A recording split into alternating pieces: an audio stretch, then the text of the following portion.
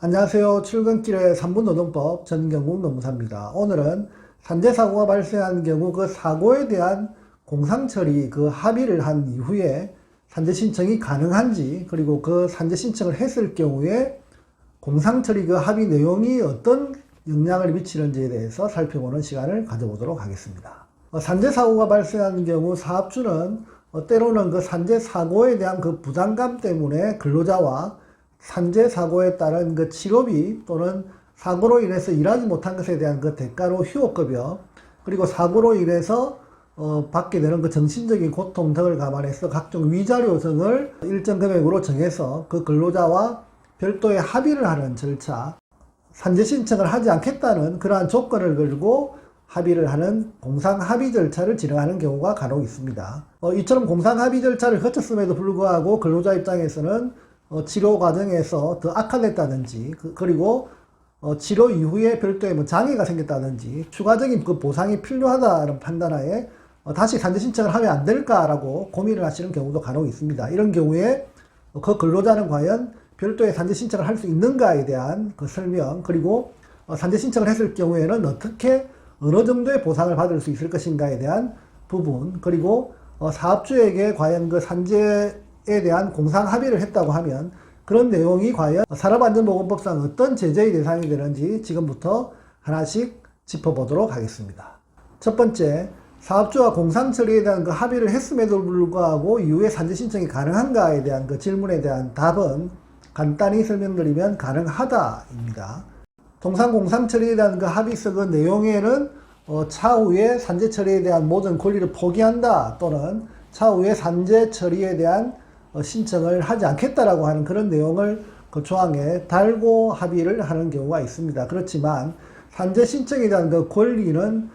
추후에 그 합의를 파기하고 별도로 산재 신청을 한다고 해서 전혀 법적인 문제가 생길 여지는 전혀 없다, 이렇게 보시면 되겠습니다. 물론 양자 간의 신의가 무너지는 그런 심정적인 부분은 있겠지만 법적으로는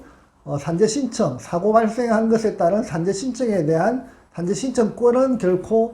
포기될 수 없는 권한이다, 이렇게 보시면 되겠습니다. 두 번째, 그러면 공상처리에 대한 그 합의에도 불구하고 산재 신청을 했을 경우에는 그 근로자가 받게 되는 그 보상은 어떻게 되는지 그 내용을 설명드리면 다음과 같습니다. 공상합의 과정에서 받았던 그 휴업에 대한 그 보상금으로 받은 그 금액은 산재 신청을 한 경우 산재 신청 후에 산재 승인이 결정이 나고 정부로부터 보상받는 그 휴업급여를 지급받을 때 해당되는 금액은 공제해서 지급이 됩니다. 그리고 공상처리 과정에서 사업주로부터 지급받았던 의료비 명목으로 지급받은 그 금액에 대해서는 산재 신청해서 승인받은 경우에 근로복지공단으로부터 받는 그 요양급여 항목에서 또 공제되어서 지급을 받는다, 이렇게 보시면 되겠습니다. 만약에 공상처리 합의 과정에서 장애보상금에 대한 금액으로 특정을 해서 일정 금액을 지급받은 금액이 있다고 하면 차후에 근로복지공단에서 산재 처리가 되고 그 이후에 최종적으로 장애보상금, 장애급여를 지급받는 시점이 왔을 때는 장애급여를 보상받는 과정에서 공제해서 지급받는다, 이렇게 보시면 되겠습니다. 하지만 공상합의 과정에서 위로금이나 위자료의 개념으로 지급받았던 금액이 예를 들어서 뭐 500만 원이 있다라고 하면 그 부분에 대해서는 근로복지공단에서는 지급 항목이 없기 때문에 별도로 공제 대상이 없다, 이렇게 보시면 되겠습니다. 따라서 사업주는 특정의 보상 항목을 정해서 합의금을 정하려고 하는 것이 유리한 것이고, 근로자 입장에서는 공상처리 과정에서 그 합의서를 작성할 때 특정 항목을 정해서 보상금을 정하기보다는 위로금이나 위자료의 형태로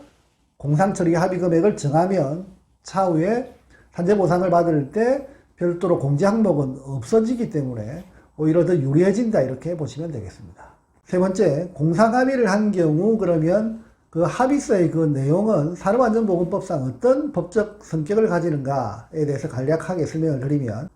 사실 특정 내용에 대해서 양자 간에 민사상의 합의를 하는 부분은 전혀 위법적인 사항은 아닙니다. 하지만 여기서 이야기하는 산재사고에 대해서 공상 합의를 한다는 그 말은 그 전제가 산재사고 사실에 대해서 고용노동부에 신고해야 될 사업주의 의무를 은폐하는 목적 내지는 보고하지 않기 위한 그 목적으로 공상합의서가 작성되었다라고 보면 그 부분은 보시는 바와 같이 거짓보고 또는 미보고의 목적으로 공상합의서를 작성했다고 보면 산업안전법상 1,500만 원 이하의 과태료 처분의 대상이 된다 이렇게 보시면 되고, 더 나아가서 산재사고 사실 자체를 은폐하거나 은폐를 교사할 목적으로 공상처리에 대한 그 합의서를 작성했다라고 보면 그 경우에는 보시는 바와 같이 1년 이하의 징역 또는 1천만 원 이하의 벌금형에 처한다 이렇게 되어 있기 때문에, 사실 그리고 이 부분에 대한 내용은 제가 보시는 바와 같이 지난번 유튜브 영상에서